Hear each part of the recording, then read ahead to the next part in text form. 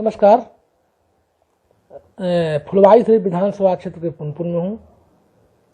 यहाँ 3 तारीख को मतदान होने वाले हैं और इस मतदान को लेकर क्या कुछ यहाँ जो समाजसेवी जो हैं अजय कुमार सिंह क्या कुछ कहना चाह रहे हैं, तो आइए हम जानते हैं। चूँकि यहाँ जो मुख्य मुकाबला है वो मुख्य मुकाबला जदयू और महागठबंधन के बीच में है, तो चूँकि ये राजनीति में अभिरुचि रखते हैं, तो राजनीति में अभिरुचि रखने के कारण ये इनसे जानना जरूरी है कि आखिर ये जो फुलवारी से विधानसभा क्षेत्र है, चूँकि प्रथम चरण का चुनाव हो चुका है, मतदान हो चुका है, दूसरा फेज का चुनाव होने जाना है। ऐसी स्थिति में फुलवारी से विधानसभा में जो जनता है, जनता क्या चाहती है, इनका क्या मूड है, तो आइए हम मिलते हैं अजय कुमार सिंह से। शरीफ के में भी ये मतदान 3 तारीख को निश्चित किया गया है, तो क्या लगता है कि फुलवारी शरीफ में जो चुनाव हो रहा है इसमें जो एनडीए है यानी जदयू की जीत होगी? सबसे पहले तो बिहार वासियों को मेरा नमस्कार। और आपने ये जो हमसे सवाल किया फुलवारी विधानसभा में किसका पलड़ा भारी है, किसका जीत होगा, किसका नहीं जीत होगा, ये तो चुनाव बाद ही पता चलते हैं। लेकिन मैं निश्चित तौर से यह कहना चाहता हूँ, जहाँ तक मुझे अनुमान लगता है कि यहाँ नीतीश कुमार के जो प्रत्याशी हैं अरुण मांझी की जीत पक्की है। जो प्रथम चरण का जो चुनाव देखा गया, इस चुनाव में मुख्य मुद्दा नौजुवकों ने बनाया बेरोजगारी का, लेकिन प्रथम चरण का जो चुनाव हुआ, खासकर हमने मसौड़ी के कई बूथ पर दौरा किया, धनरुआ प्रखंड में कई बूथ पर दौरा किया, लेकिन जो मतदान में उत्साह होना चाहिए, खासकर युवकों में, नौजवानों में, वो उत्साह देखने को नहीं मिला। हाँ, थोड़ी बहुत युवाओं में नाराजगी तो अवश्य है, और यह सच है कि उन्हें रोजगार के तलाश में बाहर जाना पड़ता है एवं रोजगार की यहाँ बिहार में कमी है, उन्हें रोजगार नहीं मिल पाता है। तो मैं उस तरह के युवाओं को, उन लोगों को यह आश्वस्त करना चाहता हूँ कि जब शांति आएगी तो रोजगार भी आएंगे निश्चित रूप से। अभी तो शांति लाने में ही इतना समय लग चुका है। क्या माना जाए कि ये जो नौजुवकों का नाराजगी जो है, और देखने को जो मतदान जो प्रक्रिया है उसमें उत्साह भी कम देखा गया, तो क्या लगता है कि जो नौजुवक हैं, जो आज की पीढ़ी है, जो शिक्षित बेरोजगार हैं, कहीं न कहीं जो इनका जो गुस्सा है, निश्चित रूप से ये नीतीश कुमार के खिलाफ देखने को मिला? हाँ, कुछ लोगों को तो गुस्सा है और उनका वाजिब है गुस्सा। सरकार को इस ओर ध्यान देना चाहिए था, थोड़ा बहुत ही ध्यान देते, लेकिन ध्यान देना चाहिए था। तो क्या लगता है कि चुनाव पर इसका असर पड़ेगा या नहीं पड़ेगा? नहीं, वैसी बात नहीं है, असर तो बिल्कुल नहीं पड़ेगा, क्योंकि अभी जो 15 साल पहले का दिन लोगों ने जो देखा है, फिर से उन दिनों की वापसी कौन चाहेगा? बात नीतीश कुमार जी जहाँ रैली में जा रहे हैं, कानून व्यवस्था की बात करते हैं, कानून का राज है, तो ये कैसा कानून का राज है कि जहाँ मुंगेर में जिस तरह की घटना को अंजाम दिया गया है, वहाँ जो भक्त लोग थे, उन भक्तों पर जिस तरह से कार्रवाई की गई है, पुलिसिया कार्रवाई की गई है, तो क्या लगता है कि इससे सरकार की फर्जियत नहीं हो रही है? जो भी सरकार होती है और उसके कार्यकाल में जितने भी कांड होते हैं या फिर किसी भी तरह का कोई पुलिसिया बर्बरता होती है, तो निश्चित रूप से सरकार की बदनामी होती है। और वहाँ जो दुर्भाग्यपूर्ण घटना हुआ है वह निंदनीय है, और वहाँ के जो अधिकारी पदाधिकारी हैं उनको, सरकार को चाहिए अविलंब उन पर कार्रवाई करना। फर्स्ट फेज चुनाव हुआ है, सेकंड फेज का चुनाव होने वाला है, और जिस तरह से ये जो घटना मुंगेर की जो घटना है, कहीं न कहीं ये बिहार की जनता जो है वो वर्तमान सरकार के खिलाफ आक्रोशित हो गई है। जैसा कि देखने को भी मिला, बहुत सी ऐसी सभाएं हुई, आरसीपी सिंह की सभाएं हुई, उस सभाओं में कभी लोग बहिष्कार किया, तिरस्कार किया और सरकार विरोधी नारे भी लगाए। तो क्या इसका फर्स्ट, सेकंड फेज और थर्ड फेज चुनाव होने जा रहा है, क्या इसका सीधा असर सरकार पर नहीं पड़ रहा है?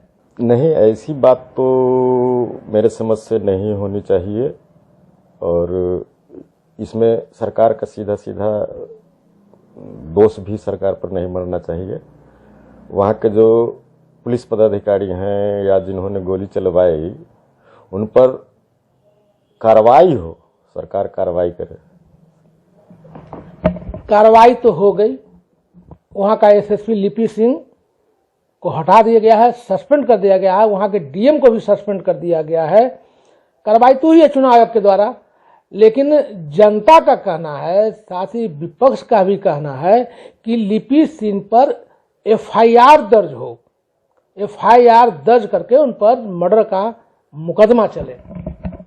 ऐसा है तो इस बात की जांच होनी चाहिए और इसमें जो दोषी पाए जाएं उनको कड़ी से कड़ी सजा मिले, हम तो यही चाहेंगे। कहाँ बात सुशासन की आती है, तो ये सुशासन कहाँ है कि जहाँ खुलेआम जो है आप जनता के मालिक हैं और आप जनता के मालिक होते हुए भी आप जनता पर ही गोली चलाएंगे, लाठी बरसाएंगे, तो ये लोकतंत्र कहाँ है? उसके लिए अधिकारी पदाधिकारी जिम्मेवार हैं।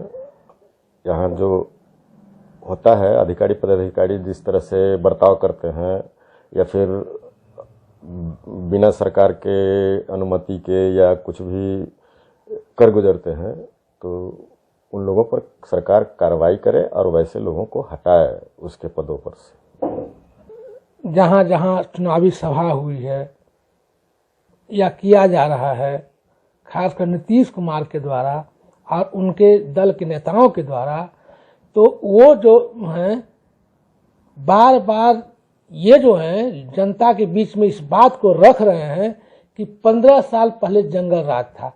तो कहना यह है कि नीतीश कुमार जी ये क्यों नहीं कहते हैं कि हमने 15 साल में क्या किया? उपलब्धि तो उनको गिनानी चाहिए अगर विकास किया है तो। गिनाते तो हैं, गिनाते हैं और ये तो सच है, सब लोग जानते हैं 15 साल पहले क्या स्थिति थी। शाम होते लोग घरों में दुबक जाते थे, रोड पर चलने में डर लगता था। ये तो सच्चाई है, हकीकत है। हकीकत बताना कोई गलत बात थोड़े है, हकीकत है। तो उनको बताना चाहिए ना। हाँ, अपनी काम को तो गिनाते ही हैं, गिनाते हैं। बिजली घर घर पहुंचाए, पानी पहुंचाए घर घर, और बहुत सारी सुविधाएं पहुंची, घर घर पहुंची, घर घर पहुंची। जरा लोग झांक के देखें, विकास तो बहुत हुआ है, खूब हुआ है। देखा जा रहा है कि जिस तरह से सभाओं में नाराजगी हो रही है, लोगों के बीच नाराजगी हो रही है। चुनाव फर्स्ट फेज हुआ है, सेकंड फेज बाकी है, थर्ड फेज बाकी है। तो क्या लगता है कि इसका सीधा सीधा असर जो है वो चुनाव पर पड़ेगा या नहीं पड़ेगा? और क्या लगता है कि ये सब जो मामले हैं, इस मामलों को लेकर जनता जो है उनको वोट करेगा सेकंड फेज और थर्ड फेज में? देखिए, किसी भी सरकार में सरकार के कार्यों से सब लोग खुश नहीं हो सकते। कुछ लोग तो नाराज रहेंगे ही, और उनका नाराजगी भी वाजिब है, गैर वाजिब नहीं है। लेकिन वैसे कुछ लोग हैं, पता नहीं उनको सरकार से नाराजगी है या फिर विरोधी दलों से मिलकर किसी भी तरह का कोई हरकत करना चाहते हैं। ऐसा तो लगता है, लेकिन नाराजगी है जिन लोगों को, वे अपनी आवाज पुरजोर ढंग से उठाएं, और उनका हक है लोकतंत्र में अपनी आवाज उठाएं। लोकतंत्र में अधिकार है बात उठाने का। बिल्कुल सही है। तो क्या इस तरह का जो दंडात्मक कार्रवाई चल रही है ये कहां तक जायज है? दमनात्मक कार्रवाई को तो कोई भी जायज नहीं ठहरा सकता। अगर कहीं पर वैसी कार्रवाई होती है दमनात्मक, तो इसमें ध्यान देना चाहिए सरकार को कि नागरिकों को किसी भी तरह का कोई असुविधा न हो, और दमनात्मक कार्रवाई तो नहीं होनी चाहिए। जिस तरह से आज पूरा मुंगेर जल रहा है, कई थाने फूके गए, कई पुलिस गाड़ियां जलाई गई, तोड़ दी गई, तो क्या कहा जाए, निवर्तमान सरकार इसमें फेल्यूर है या नहीं? देखिए, अभी तो सरकार के सारे अधिकार शायद चुनाव आयोग के पास आ जाते हैं, और इसमें सरकार चाहकर भी कुछ नहीं कर पाती है। और इसमें चुनाव आयोग से मैं कहना चाहूँगा कि कहीं पर इस समय जो होता है किसी भी तरह का घटना दुर्घटना, तो उसका सीधा नोटिस ले और उचित कार्रवाई करें। ये तमाम मुद्दे हैं। अंत में एक बात और, कहीं न कहीं तो जनता की नाराजगी तो है नीतीश कुमार के खिलाफ, जो सामने दिख रहा है। कहा ना मैंने कि सब आदमी को एक साथ खुश कर देना किसी भी सरकार के बूते के बाहर की चीज है। एक साथ सब आदमी को खुश नहीं किया जा सकता है। तो क्या लगता है कि फर्स्ट फेज चुनाव हुआ, सेकंड फेज होगा, थर्ड फेज होगा, जो चुनाव परिणाम जो आएंगे, तो क्या लगता है कि नीतीश कुमार मुख्यमंत्री बन पाएंगे? मुझे तो लगता है अब तो मतदान होगा, उसके बाद क्या रिजल्ट आता है वो तो रिजल्ट बताएगा। अजय कंस्टेंट रियल एस्टेट के एमडी सह से भी जो राजनीति भी रुचि रखते हैं, इनका कहना है कि मुंगेर की जो घटना घटी है ऐसा नहीं होना चाहिए था, इसकी जांच होनी चाहिए, और अगर जांच होती है, अगर दोषी पाए जाते हैं तो कार्रवाई होनी चाहिए।